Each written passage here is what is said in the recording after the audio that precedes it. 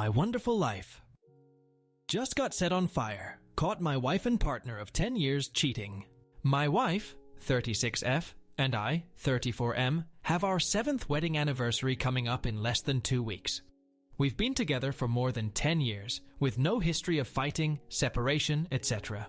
Pure bliss for me. Laughs, family trips, growing businesses, yard projects, 2 beautiful young boys. It's been a blast. Here's the rundown. 1.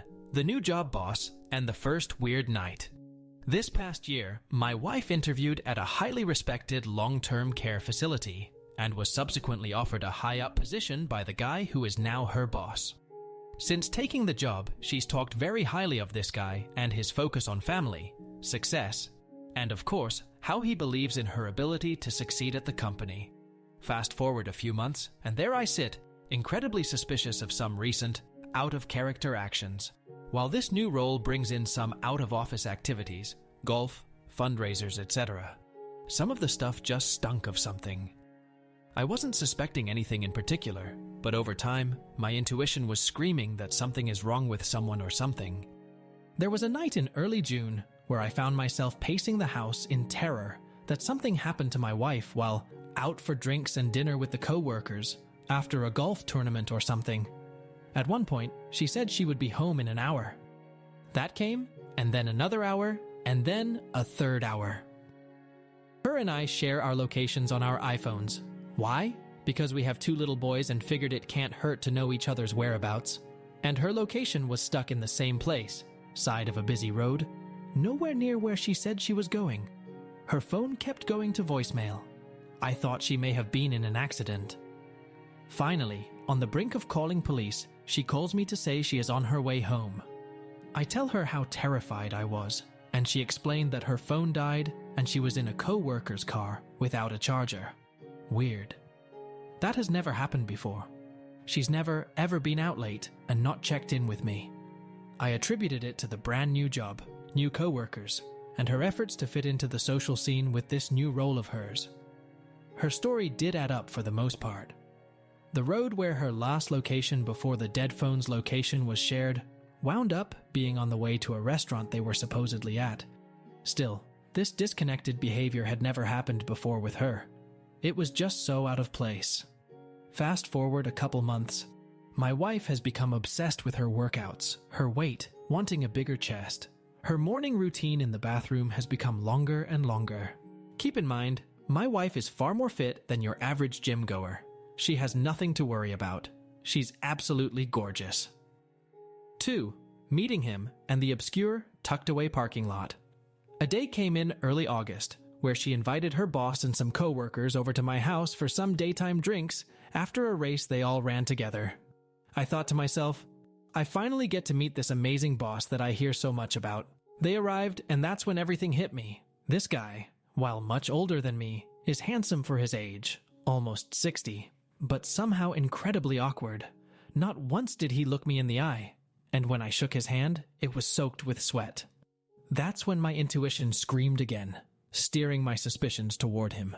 He didn't stay long, and he didn't interact with my wife. He barely said a word to anyone, other than to ask me what high school I went to, while looking another direction. He just basically drank a beer and left. Following that, the last co-worker to stay winds up inviting his GF and her daughter over. After a bunch of drinks, my wife was very convincing to invite them over for an impromptu dinner party. That all happened, and this guy and his GF left around 8 p.m. Now is the point where everything starts getting narrowed. In the days leading up to this morning race with her co-workers, my wife had been talking about getting drinks with her friend later that night to celebrate a birthday. She was back and forth with wanting to go, and then when her co-worker left for the day, she decided that she was in fact going to go. She went upstairs, dolled herself up, and came down looking awesome. She kissed me goodbye and left for a bar on the east side of town. Her entire demeanor was incredibly awkward, and I had to ask, "Are you okay to drive?" She said, "Yes, I really only had 2 throughout the day. I am not going to be out too late." I don't remember for sure, but I think she may have even asked me to wait up for her. I put on a movie or something and chilled out. Less than an hour went by, and I thought it was weird that she never texted me to let me know that she got there. Out comes the old Apple location. I pulled up her location to see that she made it okay, and to my utter confusion, her location was showing at work. Not exactly the office she works at, but a building tucked away, across the street from her main building. One that I know she has never mentioned working in. It took some time to figure out where this was exactly, but there was no question. My thoughts, did she turn around? Is she trying to make a call? What is she doing there? Why was I so suspicious of her boss this morning? Why did she decide to go back out? That's not like her. Why is she there? There is no logical reason for her to have driven west and parked at work. She said she is meeting a group for drinks on the east side of town, completely unrelated to any of her co-workers. She comes home not long after, awkwardly over-smiling, as she greets me on the couch. She was gone for a total of an hour, max. I am still not completely sure what is going on. She keeps telling me how much she loves me. She hops on top of me, and we make love. For a split second during this, I actually thought to myself, is it possible that she was just with someone else and less than 10 minutes ago? No way. I convinced myself that she was out of sorts and parked in that lot to make a call or something. Dumb. I know. 3. The kid's new friend. Over the next few weeks into July, things seem fine, and I somehow put #2 above in the back of my mind. Our sons have been going to summer camp, surprisingly enough, on the campus where she works. Some intense issues at her job either required me to pick up kids, or she would have her co-workers, guess who, watch them for a few minutes. I learned of the many times that this boss of hers had my kids in his office, giving them snacks and letting them play on his computer. They actually got to know him. She mentioned how much she loved the support of this new team. 4. The hotel. We take a week to go away to the beach with my wife's family. We spend every day on the beach. My wife and I took the kids on bike rides. It was pretty good. We both jumped back into a hectic work week, starting off with my wife asking if I can pick up the kids midweek so that she can go out with her co-workers. I was kind of thrown off by this because it was our eldest son's first day of kindergarten and we had just got back from vacation. I thought it really weird that she would put a work outing over being with her son after his school on his first day. She said that one of her female co-workers was having a tough time in a divorce and wanted to organize a little golf outing, followed by dinner drinks to catch the first preseason football game. What I thought to be really weird was that during the week we were at the beach, this plan also included her female co-worker grabbing a hotel because she lives far away. My wife said that she was thinking about catching up with her there before golf because of the rough stuff she was going through. I think this is really strange, but keep my thoughts inside. I agree to pick up our kids so she can do this. Now, keep in mind, I pick my kids up at an after-school program at my wife's place of work. I don't mind getting them, but this was a little strange since they are at her work and within a few minutes from our house. I work 40 minutes away, so it was a little inconvenient given that I would have to leave my business early to get the kids on our first week back. The day comes. We take pictures in the morning for my son's first day of kindergarten, together. We walk him down together. She's rushing because she doesn't want to be late for work. I have a video of this on my phone, actually. We have been talking about this day for the entire end of preschool, and throughout the summer. Here it is, and my wife is being weird, not herself. She is usually so invested in stuff like this. We see him walk into his class, and I can barely keep up with my wife on the walk back to our house. She is like this normally, but I thought she would take exception to her son's first day. We got back and she was in her car and off to work seemingly frantic. Later in the day, I barely get out of my business in time to be on time for the 45-minute drive to get the kids. There's a temporary road shut down for construction. Then there's heavy, unusual traffic on the highway. I am running late. Everything is against me. As I sit in traffic, my mind starts to race. This makes no sense. Why would she have me get the kids? It was our eldest's first day of school. Why is she out tonight? Doesn't she want to see him and be together? I panic because this is also our son's first day at the after-school program, and I know I am going to be late at this point. I call my wife. She doesn't answer. She knows I am picking the kids up. Why would she ignore my call? We are in this together. Wait, she's going to a hotel before golf. WTF. Am I stupid? Yes, it sounds that way. Nothing is going on. I feel so weird. In traffic, I pull out the phone again, hating what's become of me in this location thing. Her location, a hotel in the city where she works and we live, further from the golf course than one would expect. God, there is no way that she is there with her boss. If she is, I bet they are all there and they are at the bar getting drinks. But why at a hotel? I call the aftercare number because I can't get a hold of my wife, who is currently at a hotel with her female co-worker. The after-school person says no need to panic. The kids will be fine. Just take your time and get here when you can. I get closer and closer to getting off the highway and on toward the direction of my wife's work, where the aftercare program is. Now, coincidentally, my GPS has me getting off right near the on-ramp by this hotel she is at. As I continue closing on the ramp, 10 minutes late for picking up my kids, and stupidly watching my wife's location while driving and debating whether or not I have the guts to just be 5 more minutes late, jump off to the hotel and confirm my fears. Her location starts moving, and she's leaving. And by some wild stroke of dumbfounded chance of traffic jams 45 minutes away, the particular hotel, and the route my GPS has me on to exit the highway to get our kids, she drives by the opposite direction getting onto the highway. Panicking at the opportunity to catch something, I don't see her car, or the car that I know her boss drives. Remember, he's been to my house and has met me. I am trying not to drive off the highway at this point. Damn it. I missed. She went right by me. God help me if this is real. My heart is racing just recalling this moment. She must have been in a room for an hour. Denial and guilt set in. I feel awful for tracking her, but try to justify it in my mind through the horrible feelings inside of me. What is happening to me?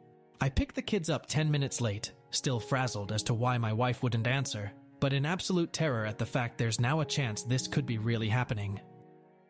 She still hadn't called me back. My kids feel so dependent in my hands, and I am terrified for them. I finally hear from her after the kids and I are home eating. I think I sent her a picture of all of us hanging out with our shirts off. Her response, "Gosh, I love you guys." Before bed, the kids and I FaceTime her, which is not something we typically do. I was kind of thinking I should so she can't avoid showing me who she's with. She answers, and they are at a bar, but her boss isn't there, it seems. Phew. Maybe she really was at the hotel with her female co-worker. Then one of my kids asks, "Where is?" You know, the guy that gives them snacks when they visit the office. Camera pans, and there he is, grinning, waving at my kids. We say goodnight and I put the kids down. She finally comes home an hour or so later. She is so thankful that I was able to get the kids, take care of them, make them dinner, put them down, etc. She tells me how much she loves me, and we have some real good sex. I feel so messed up. I feel violated. 5. The smoking gun. 3 days later, my wife and I are waking up in bed on a Sunday morning. We have plans to take the kids hiking for the day. My wife immediately rolls over to her phone, but I don't think anything of it.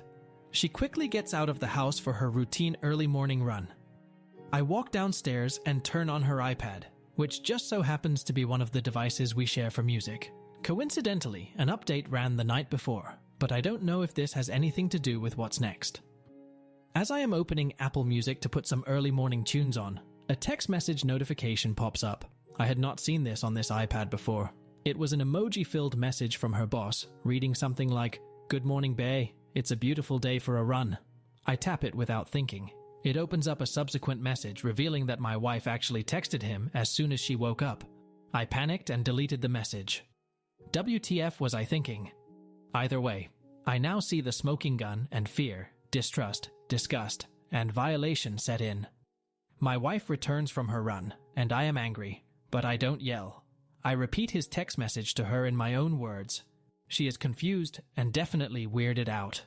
I take her hand and walk her into our dining room, sit her down, and put my eyes 6 inches from hers. Me. What is going on with you and your boss? Her. What? Nothing! He's my boss! He's almost 60 years old! She looks like she's seen a ghost. Me. We have 2 beautiful boys in the other room. What are you doing? I explain the text messages. Her. Nothing, I swear. Bae. Is just something we all call each other, and he and I are in a friendly Apple Watch competition. I told him I was going to run. I swear nothing is going on.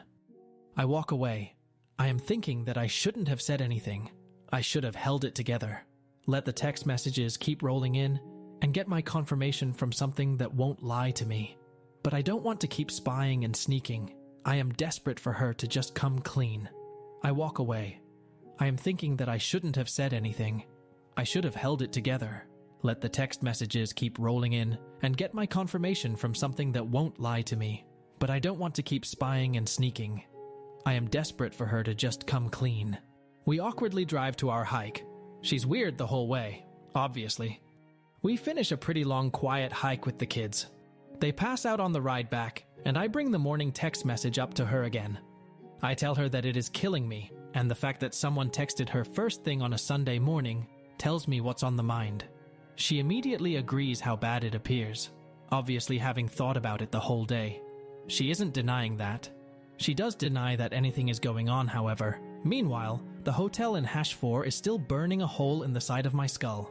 Later that night, we talk about the text message again over a bottle of wine. I thought it might bring more out. No luck, just more denial and reassurance of no wrongdoing. Almost 3 weeks later, 6. Confirmation. I wake up this past Saturday with a gut-wrenching visions of my wife with someone else, and on the morning of one of the biggest events my company hosts all year. I can't shake the thoughts despite the brevity of the day ahead. The hotel incident has been killing me for weeks. My wife leaves for the gym with our kids, something we used to do together, and I leave for work. In the chaos of setting up what should be a huge, successful event at my business, all this stuff is boiling within me. I feel so messed up. I want to leave and be home with my family to prove that I don't work too much, to prove that I love them and want the best for them. Then I try to do something I've been wanting to do for almost 3 weeks. I call the hotel, praying and praying that if I am given any kind of information, that it reveals her female coworker was indeed the one who booked the room. I hang up on the second ring. On second thought, I didn't want to know, or did I already know? I had to get back to work. This whole day, by the way, my wife is with the kids. Day ends, I feel wrong that I don't hurry back to her, despite maybe having a chance of getting home in time to see her before bed. Sunday morning. We have plans to go to her brother's for football. I have to run into work, not typical on weekends, to deal with some aftermath of the event from the day before. She leaves for the gym with plans to pick me up at my business so we can ride to her brother's together. I start packing up and then look over at her iPad. It was practically screaming at me, "Do it! Maybe there's something there." I open her iPad and sit down. I feel so wrong doing this, but I also know that I've somehow been so much more wronged than anything I'm about to do. She had since figured out how to sign out of iCloud and stop texts from coming in, so no luck there, but an obvious sign of hiding something. I look at her boss contact card and see she was sharing her location on-off with him the night before. WTF? I open her photo stream. Nothing weird there. I scroll down the albums. I open deleted photos. Here we go. Underwear photos. The day after we returned from the beach vacation, and the morning before her return to work. I can only assume she sent them to her boss because I didn't get them. This is far out of her typical safe zone, so now the intensity and level of their relationship is starting to hit me. And then I see what appears as an accidental screenshot that she took of a text exchange with her boss the day before the hotel. The gist is how they are planning to have lunch or something together, mixed into a swath of hearts with the kicker from the boss. "I've been waiting to see you since last Friday when you left. I'm waiting for you, babe." I look in her browsing history on her iPad. I see a Google search for how to say one more day in Spanish. Searched for the day of the panty pictures and the day before we returned to work. It reminded of how she would flirt with me back when we started out, more than 10 years ago. Someone else gets to experience that now. I am absolutely convinced at this point, and the 2 months of my denying and avoiding the obvious have no more fight in this. My life is about to change forever. I drive to my business and she meets me there later as planned with the kids. We hang out for a bit, but I am still in shock. She knows something is wrong and keeps asking. We drive to her brother's almost silently. The whole visit is incredibly awkward because I am just stewing in this realization, attempting to process, while she sits there, seemingly terrified of what's to come.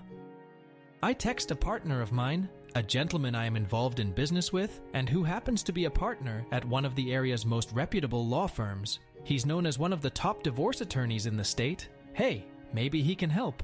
He calls me right away, and I step outside. I walk him through as much as I can stutter out in a panic. He calms me down and tells me that the only thing to do is to get her alone and put all the cards on the table. In the end, it doesn't matter how they got there. What matters is what's on them. 7. Partial confession and where I am right now. After speaking with my attorney, we eventually head back home. Nothing is said. The tension is impossible. Finally, after I am sure the kids are asleep, I sit and wait in the kitchen. I ask her, as I did in #5, where is our marriage headed? I state that her and her boss have something going on, and from the information I now have, it is indisputable. She kind of breaks down, but no tears. Before admitting anything, she immediately begins saying that she has felt disconnected from me this summer. You think? The first incident here, completely out of character, happened in the first week of June. These have been monthly all summer, and since she started working with this guy, she goes on to say that they spend time together. Nothing admitted. I asked the questions point blank. Have you had sex with him? No, of course not. Has anything happened? No. I ask again. She finally admits they kissed. I let this set in. I ask her where. She fumbles around her mind, but I can tell it's pretend. She says after work. I ask again. Where? She can't get it out. I say, were you at a hotel? Yes. Was he there? Yes. Was your coworker there? No. So you went to a hotel with your boss and kissed? Yes, but that's it. Nothing else happened. Well, what else did you do then? We talked. We talked about all of this. Adults don't kiss. They have sex. You didn't go to the hotel to kiss. She doesn't deny this, but she denies anything further happening. She says that she couldn't do it. She just couldn't bring herself to doing it, like it actually matters now. We went back and forth about this, with no yelling or shouting, just awful. The entire time she is saying, I want you. I want this. I want us. I don't know what the hell I was doing. She admits that despite some disconnect, caused by her she will come to learn, there was nothing significantly wrong with our marriage. We vacationed, made love, grew our children, dated, etc. After about 30 minutes, it all hit me like a ton of bricks. Wait. You asked me to leave my job early to pick up our children from the after-school program at the very place you work at with this guy, so that you could leave work early to go to a hotel with him, where you two planned to have sex. And on our son's first day of kindergarten, I actually left that part out, I recall the text message from #6. He has been waiting for her. They planned to have sex. I recall the old #2, but I failed to bring it up. I recall the hotel being mentioned while on vacation the week before. This was in the works while we sat on the beach together with her family. It was not spur of the moment. The conversation goes nowhere, but further into this new hell that I have just inhabited, the last place on earth I want to be. We go to bed. She cuddles me, and it's disgusting. I feel infected, violated, ruined, and motionless. It stops. I lie awake for 3 hours, then hop onto the internet, desperately searching for success stories where couples come back from this. There are none. It's all about how to realize the situation, how it will never work again, and that it's time to move on, regardless of money, kids, love, history. Just awful. Hopeless.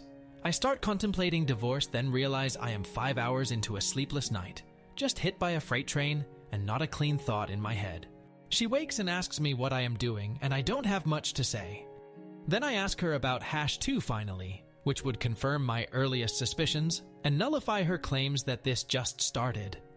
I tell her that I knew her car was at that facility. She admitted to meeting with him and said that they only talked in the car. I can only imagine. Another detail left out, and a revelation that this is much more long-standing. Morning. She hops in the shower and I completely break down. I held it together all through the night, but I just imploded as soon as I sat up. I finally noticed one of my sons was up and on the potty in the other room. He's been doing a great job training, and I feared that he heard me weeping.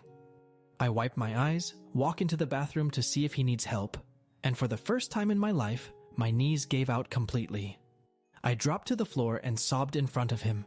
The sight of one of our innocent sons, completely oblivious in all his perfect, moldable youth, just wrecked me. Who can be so careless, so completely narcissistically motivated, that this beautiful child we are responsible for could be forgotten for some meaningless sex? My other son comes in, and sees his father sobbing on his knees, holding his youngest. What in the hell has happened to my life? It all just changed in an instant. I held those boys so tight as I realized the tables had turned. I've held them so many times as they cried, but this was the first time those little boys held me. What a dramatic moment, but it felt good to know that while I've lost her, I still have them. Finally, I pull it together and go downstairs to make coffee. She has no idea what I am going to do. At one point in the middle of the sleepless night from hell, I said that I am beginning to think that I can't get over this, that everything we have built together is for nothing.